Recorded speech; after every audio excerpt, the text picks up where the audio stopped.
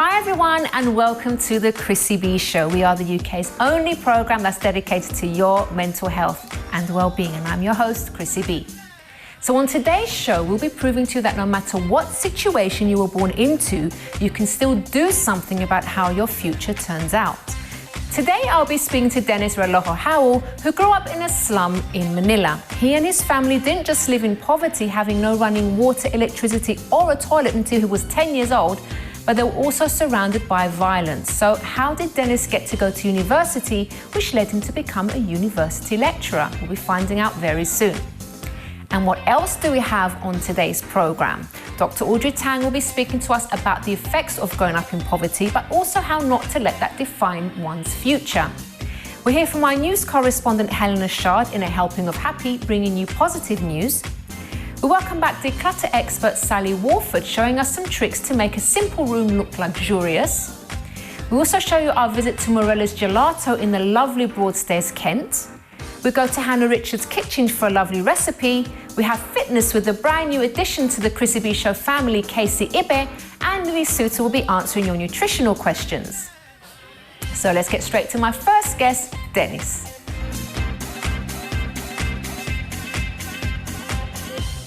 Welcome to the show, Dennis. Welcome, thanks for having me here. It's wonderful to have you. So, Dennis, you are from Manila? Yeah, I grew up in Manila in the Philippines. Okay, and what was life like growing up for you? Well, because I spent my growing up years in a slum in the Philippines, so it's quite tough, but as a child, you don't really realize like that you have a difficult childhood. You just think it's normal. Okay, so what was, when you say tough, what kind of things did you have to face? Because we didn't have, I'll just cite some examples. We didn't have running water until I was 12. And we didn't have electricity until I was 10. We didn't have toilet. We don't have all of those stuff, but for me it was just normal. And then the area where we live, it was constantly flooded up to my chest. Wow. But how did you cope with that, all of the family? It's just part of life. I don't complain with it, but when I started going to university, I just realized that how poor we were, how struggling we were. Yeah, okay. Yeah. Was it a safe environment though? I know you had your difficulties sort of physically, but what was it like sort of living in there in the area? It's not really safe. I've seen someone stab right in front of our house at the age of 7. Wow. My uncle was also stabbed when I was 16, so there were lots of stabbing, so I'm quite exposed to that kind of environment. Did that affect you growing up? It affected me. I always try to pick up the good bits in my life experiences. So I think growing up in the slum helped me shape my how I view life. Fundamentally, I've learned about resilience growing up in the slum. So just like what I put on my website, I have a high threshold for squeamishness, and I describe myself as someone who's tough, like emotionally tough. Yeah. Well, you went through tough times, so it was good that you actually used that in a positive way. Now, you mentioned that you went to university, so obviously you were from a poor background. How did you manage to actually get educated and then actually go to university? I was working part-time, so I was working in a burger van during the night, so that was from 10 until 5 in the morning. 5 in the morning, and then at 10 in the morning I would go to university, so that's like Monday to Friday. Wow. And then later on, I also work at a call center in the Philippines. So I always work nighttime because in Philippines, you don't get free education like here. And it's also difficult to get student loans. So I have to pay for my education. Were you the first in your family to go to university? Yes, I'm the first in the family to go to university. So both of my parents, they were high school graduates. So it's a dream for them to have their 3 children go to university. And they did a good job. They did an excellent job. Yeah. Why was it important for you personally to go to uni? I would say that education is the great equalizer. Whether you go, you've been through poverty or difficult times, when you've been educated, it opens a window of opportunities. And I wouldn't think that because of my Had it not been for my educational background, I don't think I would be able to organize conference and run my mental health website. So yeah, it played a role. Wonderful. Now, Dennis, you did become eventually a university lecturer. So from the background that you had, and I have to say, you did really sacrifice to get where you wanted to be, because working and studying at the same time is quite hard. So you became a university lecturer. What was it like reaching that goal? Yeah, so before I came here in 2013, I was a university lecturer in Philippines at 2 universities. I tremendously enjoyed it because ever since I was young, I would love to be in a teaching job. And teaching in Asian countries, it's a valued profession, and students really are eager to learn. So I really immensely enjoy that. Okay. So Dennis, you've actually also developed your own mental health website. Why the interest in mental health in particular? Yeah, so basically what happened is in 2013 I did my MSc here. So while I was doing my MSc, I developed an interest in reading mental health blogs, and that actually triggered me to do my own mental health website. So right now I have a blog, a podcast, and an open access journal. And it's just, I think, interesting to share a platform to people who are struggling with mental health. Okay. Yeah. Well, how does that feel, having that now and being able to help others? For you? It feels rewarding because I don't carry a mental health diagnosis, but I know I'm contributing to the discipline of mental health by doing what I do, and I enjoy it. Okay. Yeah. And you mentioned that you do conferences as well. Can you tell us about those? Yes, I do organize conferences. Just a few weeks ago, I was in Malaysia, where doing a preparation for an upcoming conference on psychology, counseling and education. So it's a multidisciplinary conference. So this coming 31st of October to 2nd of November, we're hosting ICPC 2019. So and what's your role in that? You organize it, you also speak at these conferences? Yeah, I'll be delivering a lecture. So my lecture would be about the therapeutic value of blogging, because that's what I advocate for, that therapeutic value of mental health blogging. We've got 3 keynote speakers. So one is from Edinburgh, and then there's 2 lecturers from America. Okay, wonderful. And Dennis, just a final question as well, in case anyone has a mental health issue and they're struggling and they're kind of thinking that it's just not worth trying to get help, or they're just thinking of giving up, what would you say to them? If you're struggling with any mental health issues, the best course of action obviously would be to speak to a mental health professional. And from a blogging standpoint, I would say that blogs do exist because fundamentally they're giving you a platform to share your mental health stories. It's a good platform for you to harness because you need to vent out your emotions. If you feel that you're not comfortable talking about your mental health issues, why not start writing about it online? Yeah, that's a really good idea. Dennis, thank you so much. It's a pleasure and all the to be best here. with everything you're doing with the upcoming conferences. Thank you. Thank you.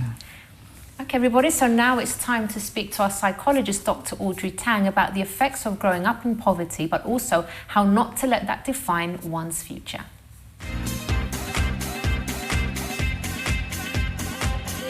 Welcome to the show, Audrey. Thanks for having me, Chrissy. So we just heard Dennis's story, and even though he grew up in poverty, he actually kept quite a positive mindset and wanted to actually take out lessons from his experience, which is really good, but not everyone does that. Can you tell us about some of the mental effects of growing up in like that? It can be, depending on circumstances, very difficult to trust people, because if you're in a situation where you don't know whether someone's going to be taking advantage of you, or it's a very competitive environment because you're all fighting for the resources that you have, then it might be that when you are not in that environment anymore, you continue that lack of trust, that trying to get in before somebody else takes something off you, and that can be quite difficult to leave the mindset behind. Another thing you might do, and I think a nicer example to use is the way my dog used to behave, because she was rescued, and one of the things she did was she used to hoard food, and she used to steal food as well if she saw another dog, because she would prefer to make sure she knew she could always have that food before she went and ate her own. And so it's those sorts of behaviours.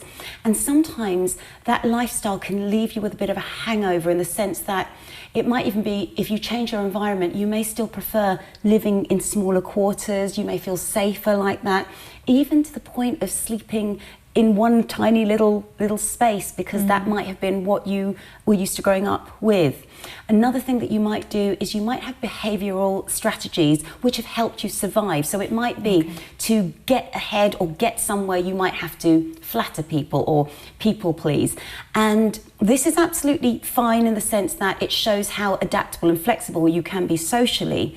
But if you then are trying to do this in relationships which are more healthy, and you may be doing it with that survival mentality, that can actually damage the relationship you're going into. So those can be quite problematic. Okay, and how can you actually kind of train your mind if you have grown up in poverty or in a difficult situation? How can you actually start to think big and leave those things behind, would you say? One of the big things, or the good thing to remember, is you can actually have something that they call a corrective experience. It doesn't matter where you've come from or what you've done, it really is where you're going and what you surround yourself with right now. And if you have a consistent person or a consistent support, whether it can be a partner, it's often a mentor or a friend or a counsellor or professional of some description, who is always there for you, who champions you, who gives you that unconditional love, that's really important, and that can be a huge help. However, what you have to be mindful of is if you are beginning to make those changes, but you are still in an environment which is not as helpful to you, because maybe certain people expect you to behave in a certain way still, or you can't be sure what the motives are of some of the people that you used to see are still might be. That can be very difficult when you're going through the process of exploration. So sometimes it can help to change your environment as well. Another thing you can do is have affirmations of abundance sometimes. Things like, I live a life of abundance. That can actually help us begin to change our mindset. And it's a little thing, but it can work. And something which I absolutely love comes from Dr. Brené Brown, and she talked about vulnerability and bravery. And one of the things she said, she interviewed a lot of people who've been through a terrible amount of loss. And she said, the one thing they all say is gratitude is really important. And this is true of somebody who is helping someone who perhaps has lost everything or is coming through a hugely dire situation. Because when people have been through something, what they've said to her is, if you can be grateful for what you have, then I know you understand the magnitude of what I've lost. And that is so powerful. That really is. Gratitude is probably the big message. Wonderful. Audrey, thank you, my darling. My We'll see pleasure. you again soon. Yes. Well, everybody, after the break, we'll hear from our news correspondent Helena Chard in A Helping of Happy, bringing you positive news. And we also welcome back declutter expert Sally Walford, showing us some tricks to make a simple room look luxurious.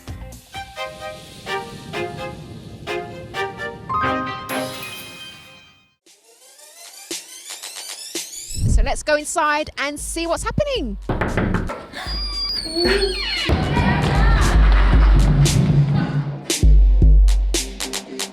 Everyone has problems, right? Everyone goes through things. But the important thing that we were trying to get across today is that you don't have to stay alone with those problems, right? You can open up and talk about them. If you don't tell nobody, you're keeping it inside and you're making yourself more worried. Absolutely fantastic dancing and stomping out those emotions. Yeah, that was fun. I've been practicing in PE lessons for the warm-up, so they've been showing me some good dance moves.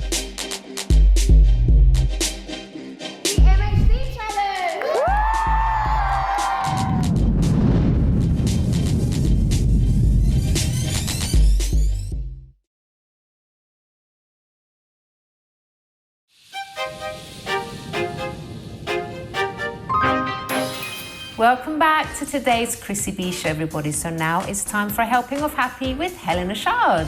Hello, Helena. Hi, Chrissy. You good? Very good, thank you. Got some positive news for us? Yes, absolutely, as always. Take it away. Great. So I'm going to start talking about Peter Tabichi, who's 36. He is a teacher in Kenya, and he teaches maths and physics, and he's a really great guy. The school he teaches in is in Pwani village, and it's quite a poor area. And he has won an Amazing Teachers Award, which is supersonic, not only in credence, but what it's given everyone. He gives away 80% of his income already to the children, and they use it to buy uniform and books, because without it, they wouldn't have anything. So he really helps in this overcrowded, under-equipped school. And the student ratio is something like 60-1. And he's amazingly just started a talent nurturing club and expanded the school science lab and everything, and helps pupils in their design research, so much so that they qualify for these competitions and actually win these national competitions. Yeah, so he does a lot of good. Wow. And what's amazing is that he's won the Varkey Foundation Global Best Teacher Prize Award 2019, which has given him £1 million.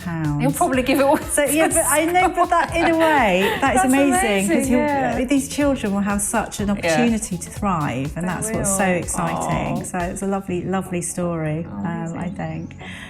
Also moving on to, graffiti punished by reading. This is another interesting story, I feel.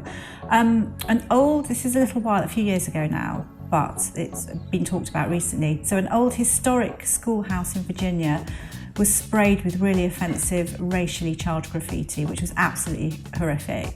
And the locals were just really outraged and wanted to catch up with them and put them in prison and various things. A young lady, Alexandra Rueda, who's the prosecutor and attorney, realised, looking into it, that the culprits were children.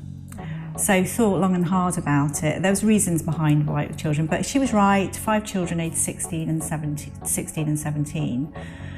They were arrested. Everyone wanted to put them in, I suppose the equivalent of Borstal and, kill them and all the rest of it. But she realised that she saw a learning opportunity. And, you can either punish or rehabilitate. And she'd remembered she was so lucky when she was younger. She owes her cultural and racial awareness to certain books that her mother had prescribed her. So she drew up a list of books, 12 books they had to choose. So they read one a month, and then they had to write a sort of essay with it. Yeah. And 2 years later, none of them have reoffended. They're all in education, and they weren't previously. And they all feel really, really sorry for what they did, and their parents are embarrassed. And it's just amazing, isn't it? So a custodial sentence probably wouldn't have worked. No, so makes them more angry. She basically educated them out of their ignorance. Yeah. There's a lot more to the story, but it's just that initial. Again, how lucky are those children? Because now hopefully they will thrive and really, really grow. So that's great. Moving on to Rupert Grint, Ron Weasley, who we all know from Harry Potter, the guy with the red hair. He recently revealed his passion for beekeeping, which I found was an interesting one. And he now feels emotionally great and quite successful. And the reason I say that is he actually struggles to remember what life was like before Harry Potter. And through that whole blur, he just lost himself. He was so young though. He's so young. Yeah. So the fame completely, he's lost years of his life. He's now processed everything, which is good, and he feels really grounded with his beekeeping, and he just feels so content. Yeah, so it's really quite interesting, isn't it? So fame isn't always what it. I know, exactly. And we don't need loads and loads of money. And I'm going to end on a tortoise who's 102 plus, actually a lot older. Tortoise is guest of honour at a wedding in Norfolk. Now, it sounds really silly, but again, it was just to do with the passion. They are tortoise-obsessed bride and groom. And the 102-year-old pet obviously was a great source of amusement for everything. Everything was themed around tortoises. Is it tortoise? Tortoise or something? It's plural. But this tortoise is amazing because obviously it's been adopted, and they thought it may be brought back to the UK by a soldier returning from North Africa after World War I. But there's a bigger story to it, but it's just so to show it brought a lot of joy to so many people, and that was their thing, tortoises. So there we go. Not so cuddly, but each their own. Yeah, well, we like all animals on the show, don't we? Helena, thank you so much, my love. Thank you. And we'll see you again next time. Definitely. Thank you. Okay, everybody, so now it's time to go to Sally Walford, and she's going to be showing us some tricks to make a simple room look luxurious.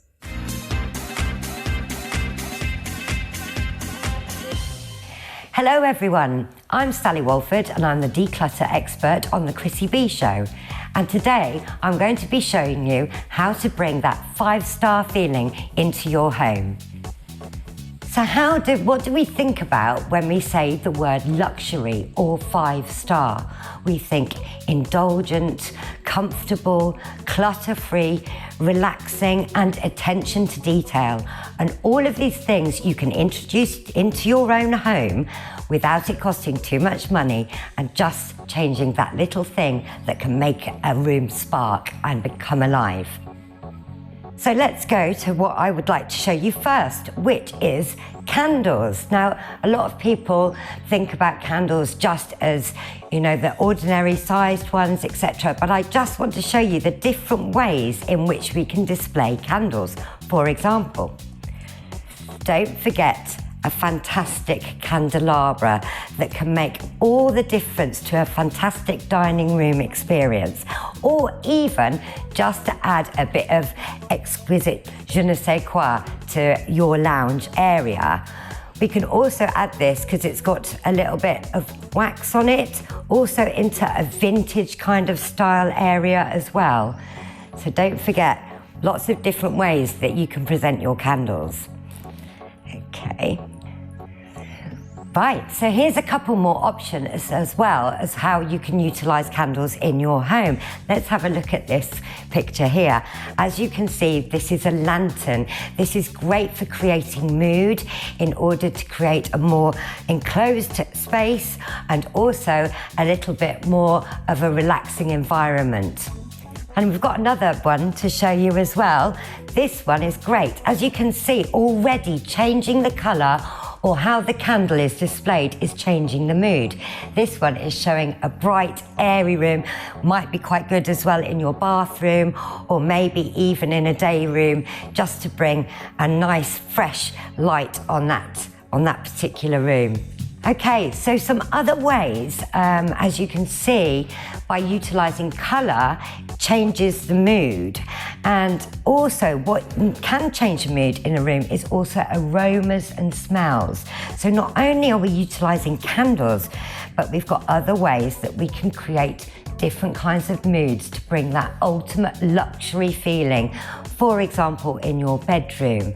So I've brought in with me this diffuser, which I think is great. And you can get these really cheaply and it creates a nice fragrance. Utilize these in hallways and bathrooms.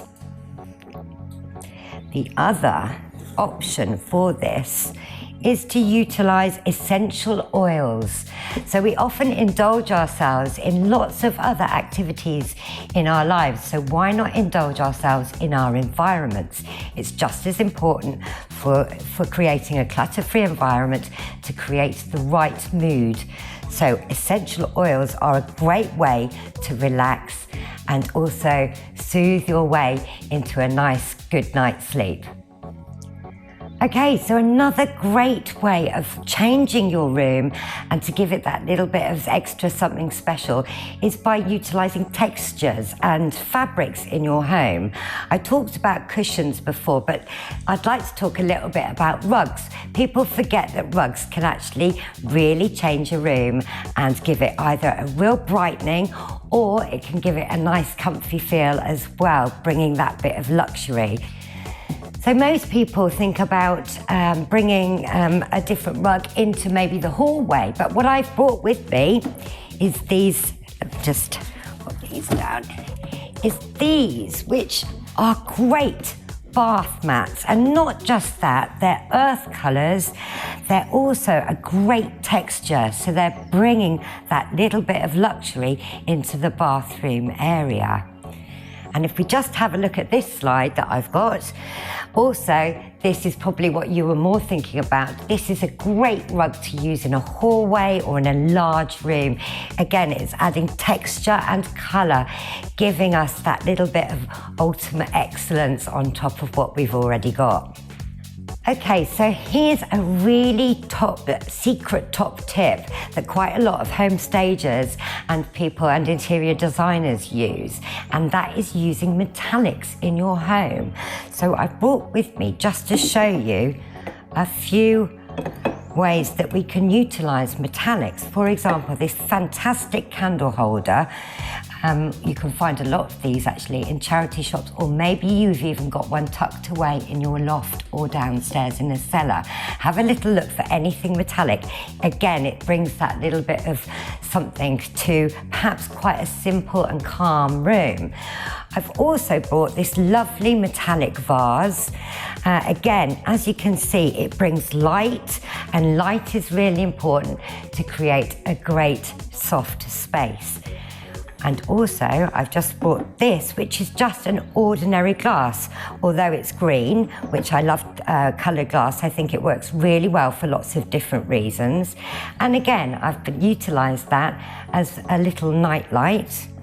So there, we can pop that in, and already you've created light and with a little bit of luxury on top.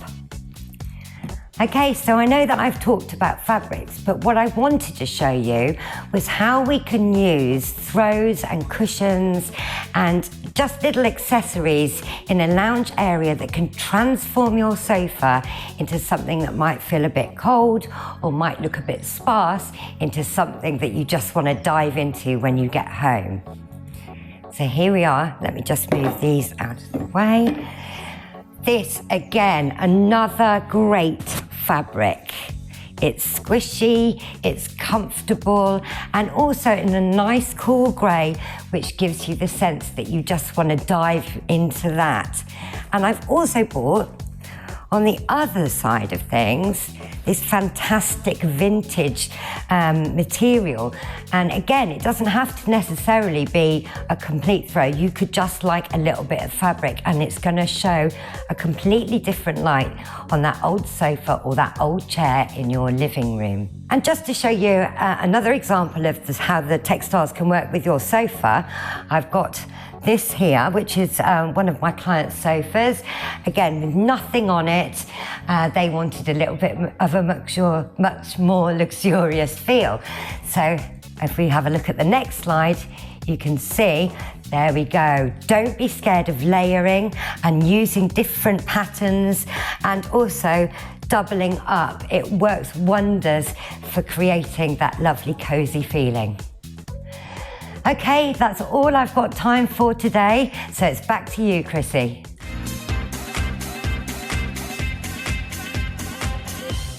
Thank you very much to Sally. So after the break, we'll be showing you our visit to Morelli's Gelato, which proudly presides over the beautiful and much-loved Viking Bay in Broadstairs, Kent, and was the first ever parlour to serve over 20 flavours of ice cream. But it's not just the gelato that's great, you actually feel like you're stepping back in time because of its decor, which is something that I particularly loved. And we also visit Hannah Richards' kitchen for another yummy recipe.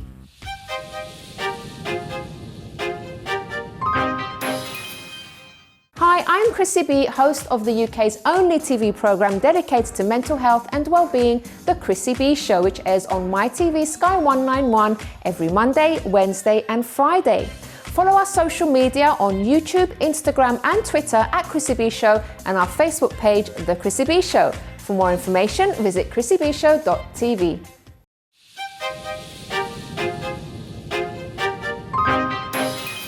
Welcome back to today's Chrissy B Show, everybody. So now it's time to show you our visit to Morelli's Gelato, which has yummy desserts, but also decor that takes you back in time.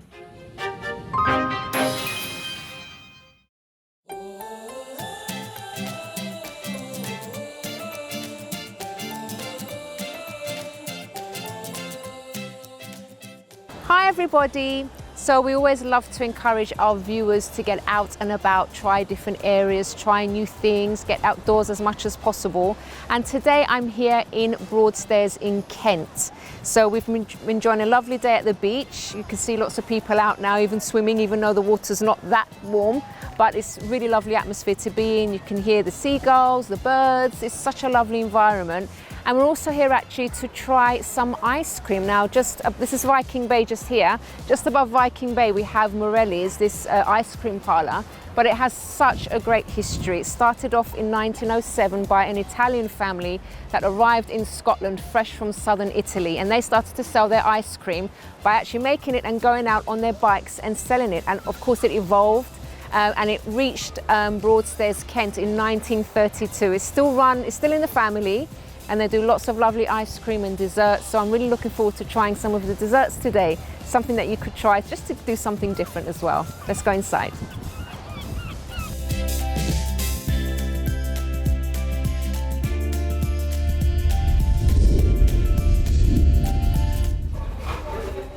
Okay, so there are lots of lovely flavours here. I'm not really sure what to go for. So we've got coffee, we've got the pistachio, strawberry, special of the day, I don't know what that's going to be.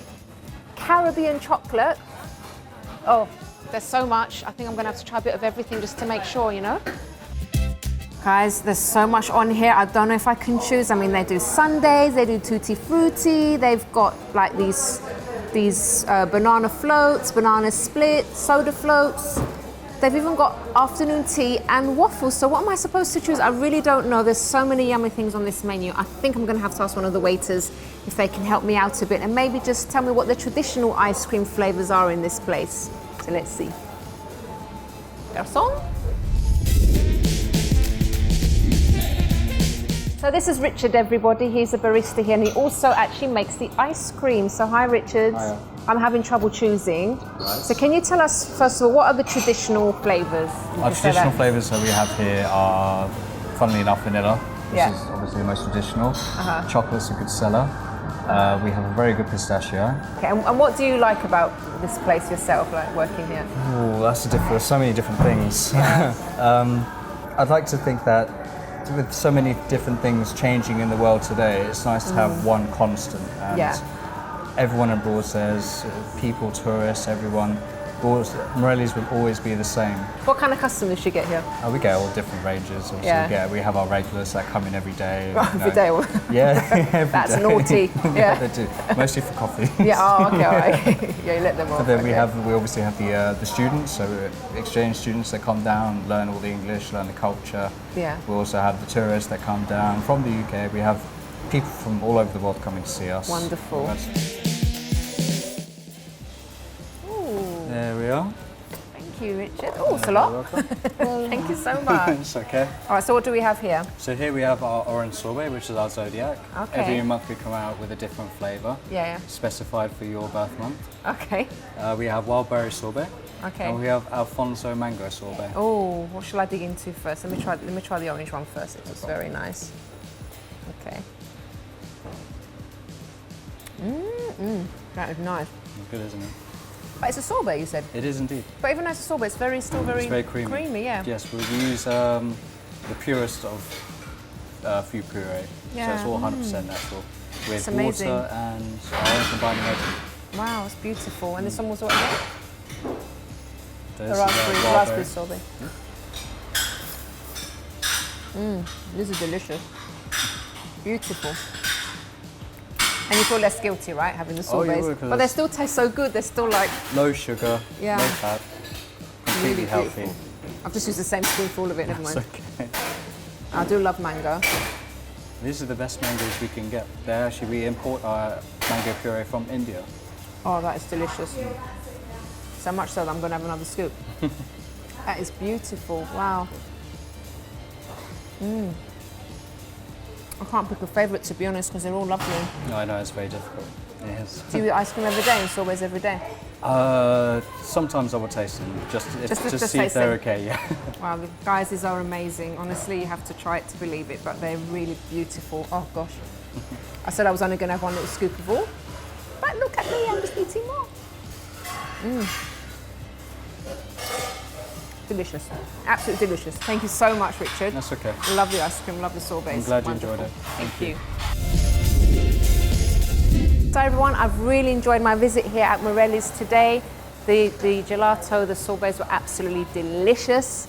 And also, I actually love the feel of the restaurant as well. It doesn't feel like I'm in the UK. It kind of is like you're abroad as well, because everything's quite sort of old-fashioned and traditional and stuff like that, which I've really loved. It was lovely speaking to Richard, who was actually also part of the family. I didn't know that. We found that out later. But definitely, as we say, you know, try different places, different things, because you can find some great little gems.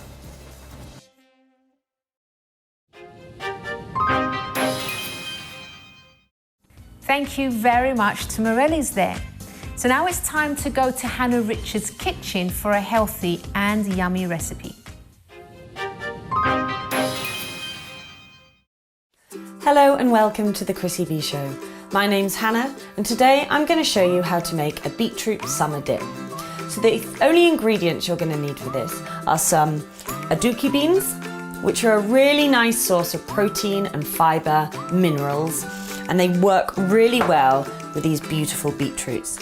Now you can either bake your beetroot in the oven or you can boil them in a pan. These have already been pre-boiled, so they're ready to go straight into the blender. I'm then going to use some garlic, I'm going to use some mint, and maybe a little bit of chilli. So take some garlic, I'm going to use 2 cloves, and you're going to crush them into your garlic crusher. And these are going to go straight into your blender. Then take your aduki beans. These again have been pre-boiled. You can get them as a whole bean or you can get them in a can. Make sure you give them a really good rinse and just empty them into your blender as well. Then take your beetroots. It's probably worth just giving them a cut and then it makes the blend a lot easier.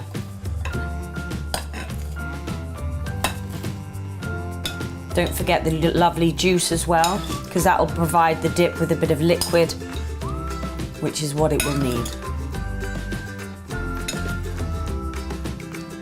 Then I'm going to add some olive oil. So I'm going to start with some dessert spoons, 1, 2, 3, and we'll see how that looks like. So then get your top. Make sure it's screwed on firmly and let's blend away.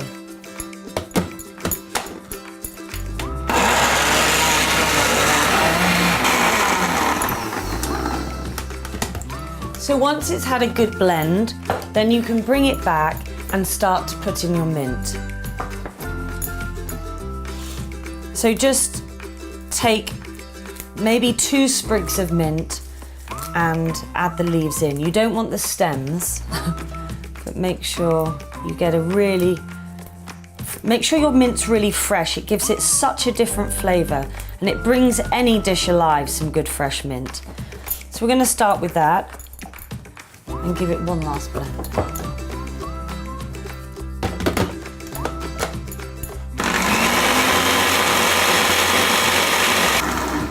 Great.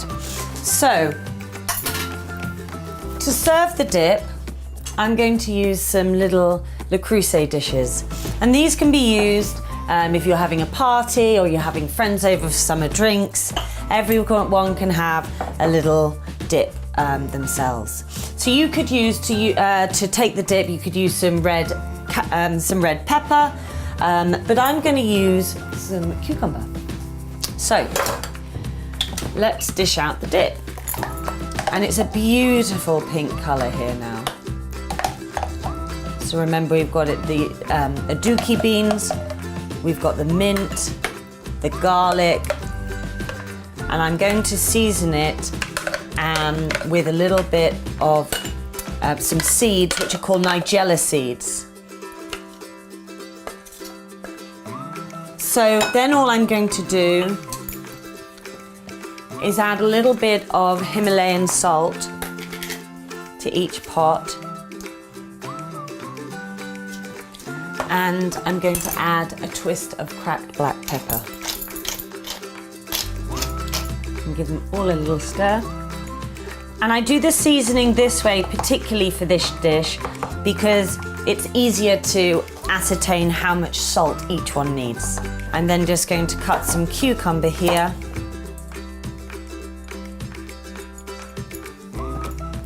And there you have a beautiful beetroot summer dip to impress your guests.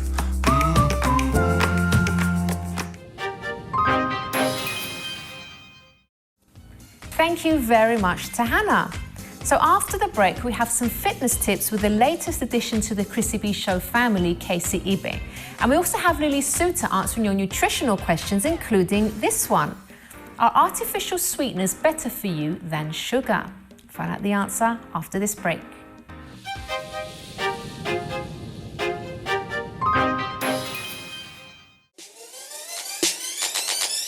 The MHD Challenge Tour continues.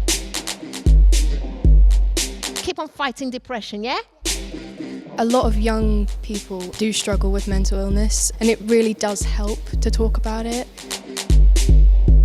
I think all the children love the little crush and the little stamp. Really understanding that the feelings are associated with the movements as well that we've been practicing today.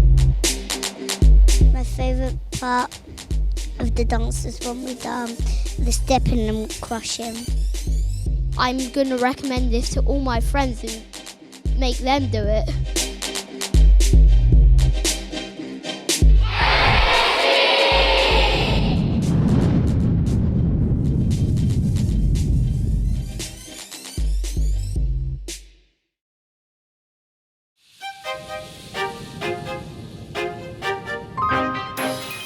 Welcome back to today's Chrissy B Show, everybody. So now it's time to go to our fitness workout of the week, and this time it's with a brand new member of the Chrissy B Show family, and that's Casey Ibe.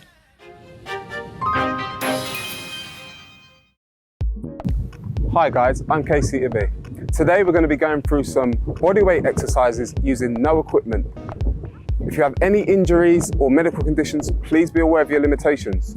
So, first and foremost, we're going to go into tricep dips with our feet on here, elbows in, and go down and up.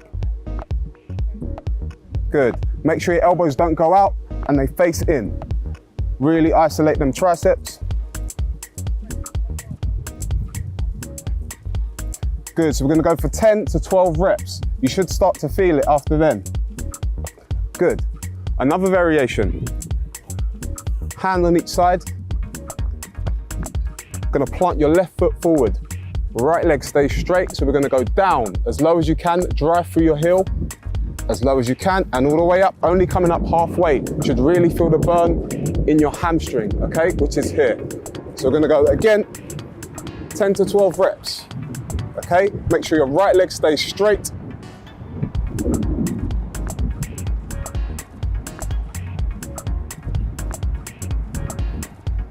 Good, okay. Once you've done 10 to 12 on one leg, you change legs. Exactly the same. Drive through your heel, make sure your heel doesn't come off the floor.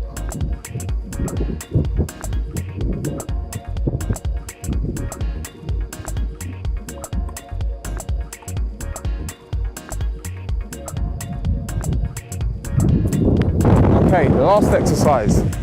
All you're gonna do, squat position. Drive through your heels, legs shoulder width apart. Gonna put one hand on the bar, other hand out. Make sure it stays straight. So we're gonna go down and up.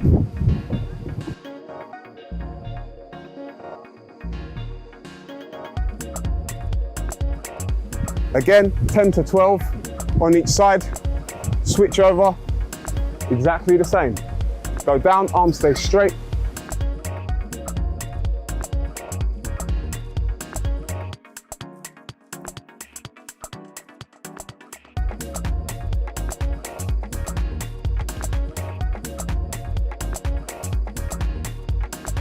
Thank you guys, I'll see you next time.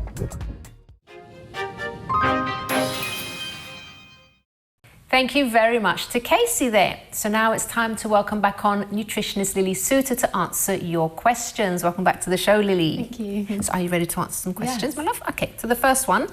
Are artificial sweeteners better for you than sugar? I think it depends on how much sugar you're currently consuming. So the guidelines at the moment for the intake of free sugars is around 5% What's a free sugar? So a free sugar is a sugar which isn't necessarily intrinsically locked into a fibrous matrix in a food. So it's a concentrated source of sugar. Okay. So it could be applied to, for example, things like honey, caster sugar, coconut sugar, any kind of concentrated sugar, but it also applies to fruit juice. And then you have intrinsic sugars, which is sugar which is locked into this sort of fibrous matrix, and you can find that in vegetables, fruit. You also find sugar in things like milk as well. So you mentioned a percentage there. Sorry, I interrupted you before you had a chance to finish. So it's 5% of your daily energy sort of requirements or energy intake, which equates roughly to 30 grams per day. Okay. So in essence, a tablespoon of honey is about 17 grams of sugar. So if you're putting lots of honey onto your morning porridge, you could quickly rack things up. Okay. And that's potentially where artificial sweeteners could come in handy, is if you are trying to reduce your sugar intake. And again, if someone's drinking a lot of sugar sweetened beverages like Coca-Cola, then you may want to go for the Coke Zero if that's what you're consuming and you're still going to choose those sorts of drinks. And the guidelines have been set for dental health, but also for weight as well. So overconsumption of sugar has been correlated with weight gain. So by choosing the artificial sweeteners, you can obviously displace the calories that you would have otherwise got from sugar. So it really depends whether you are over-consuming sugar or not, and as to whether you would like to go for artificial sweeteners to reduce your intake, or whether you just reduce your intake naturally. Okay, but aren't artificial sweeteners sometimes dangerous because they've got chemicals and stuff in them? So there is a misconception around artificial sweeteners. They're pretty safe in that sense. So there's a lot of headlines in the media about artificial sweeteners in relation to kind of wild claims about their safety. However, there's been also a lot of research to show that they are pretty safe in the amounts that we would consume. So there's if you overdo it, then there's an upper level or upper limit of what you can consume in terms of artificial sweeteners, and it's over a lifetime, and to get to even near this upper limit, you would probably have to have around 14 cans of Diet Coke every day, ongoing, to even reach this upper safe limit. And they are highly regulated and tested. I'm aware that there probably is research out there, and it does get picked up by headlines in the media, and people get very, very confused. But as it stands, they don't seem to have major detrimental effects. But I'm sure there'll probably be more research coming out. Wonderful. Okay, and next question. This person's saying, I have a busy and demanding job, and although I love it, it can be also quite stressful. Is there anything that I can eat and drink that will not only give me energy, but also keep me calm? There is. So you could look at things like matcha tea, which contains L-theanine. So matcha tea is a whole green tea, and a whole green tea leaf, and it's powdered down. And within that, you've got this component called L-theanine, and it works synergistically with things like caffeine, and it can stimulate feelings of relaxed alertness and clarity. So it gives you almost like a sustained energy source for the brain, rather than sort of highs and lows that come with too much caffeine and all those jittery feelings. So that could be an option. Another sort of mineral that could be focused on would be magnesium. So magnesium is particularly rich in dark green leafy vegetables, and it helps with energy production, but it's also quite calming on the body as well. Okay, wonderful. Lily, thank you so much. Thank you so much. And we'll see you again next time. Yes. And everyone, if you'd like more information about Lily, just head over to our website, chrissybshow.tv, scroll down, and you can get all her information there. So now it's time for my final thoughts of the day.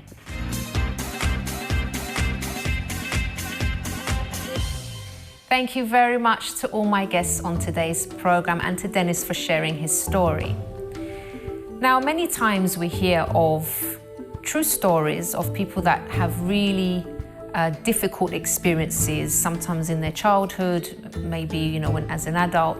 And there are always two options of how that person's life will turn out. There are some that just go off the rails, and that experience just shatters them, and they can't seem to ever recover and move on. And then there are others that somehow take the positives out of those experiences. They learn from certain things, and they actually use that to be really successful.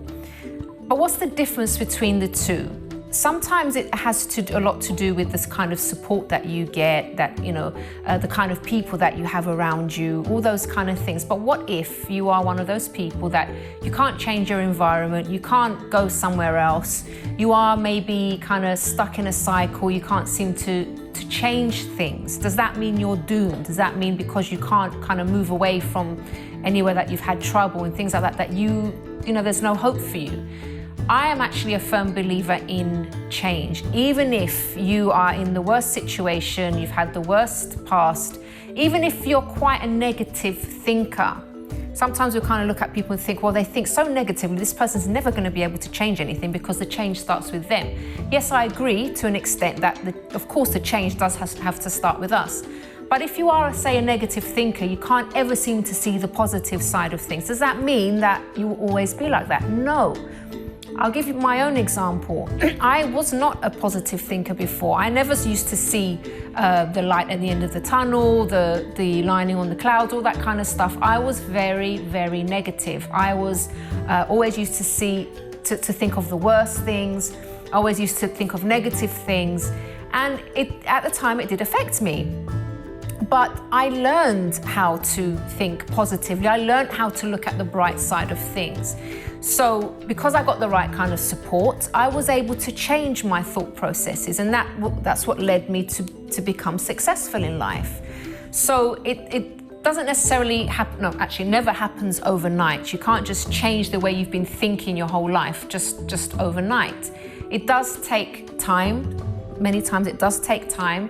It takes effort, because I remember when I was sort of going through the process of changing the way I used to think, I would still be bombarded with negative thoughts about myself, thoughts about other people, about life in general.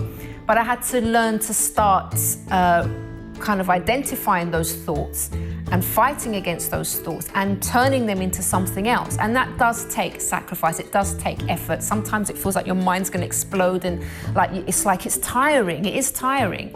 But if you keep on and you keep pushing through, you can eventually become a person that will be able to think positively from now on. It's not to say that the negative thoughts do not come. These kind of thoughts come to all of us. They're inevitable, they will always knock on our door. But it's up to us then how we deal with those thoughts, what we do with them, if we're going to let them affect the way that we feel about ourselves, the way we feel about life in general, or not. So if you do find yourself in that situation where you think, I really want to change the way that I think, I really want to change the way that I look at life, the way I look at myself and others, but I can't seem to be able to change.